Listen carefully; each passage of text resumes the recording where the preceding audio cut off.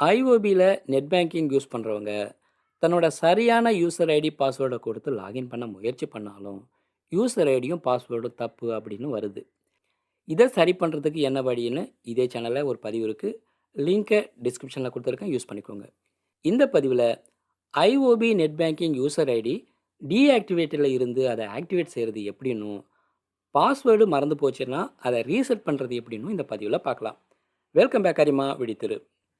Indian Overseas பேங்கோட new internet banking official website ibanking.iob.bank.in. இந்த வெப்சைட்டை அட்ரஸ் பாரில் சர்ச் பண்ணுறேன். அடுத்து லாகின் ஆர் ரிஜிஸ்டர் ஆப்ஷனை கிளிக் பண்ணுறேன். அடுத்து activate user ID forgot password பின் இந்த ஆப்ஷனை கிளிக் பண்ணுறேன். அடுத்து personal or individual or corporate, உங்களுக்கு எது தேவையோ அதை சூஸ் பண்ணிக்கோங்க. நான் இதில் பர்சனல் ஆர் இண்டிவிஜுவல் ஆப்ஷனை கிளிக் பண்ணுறேன்.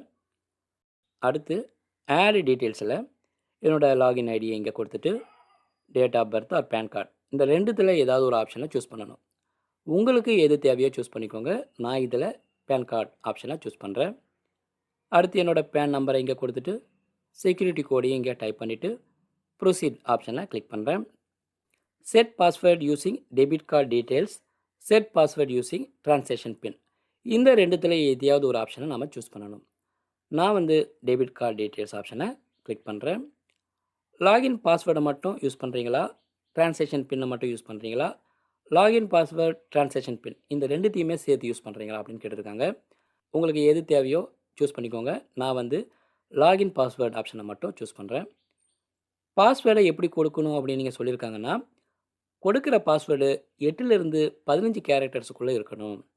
அட்லீஸ்ட்டு ஒரு capital letter, small letter, number, special characters இருக்கிற மாதிரி பாஸ்வேர்டை க்ரியேட் பண்ணணும். இந்த பாஸ்வேர்டில் தொடர்ச்சியான நம்பர்ஸ் இருக்கக்கூடாது. அதாவது 012, 123 இது போல் கொடுக்கக்கூடாது அப்படின்னு கொடுத்துருக்காங்க. நான் எனக்கு பிடிச்ச மாதிரி ஒரு பாஸ்வேர்டை கொடுக்குறேன். அதையே கன்ஃபார்ம் பாஸ்வேர்டில் கொடுக்குறேன்.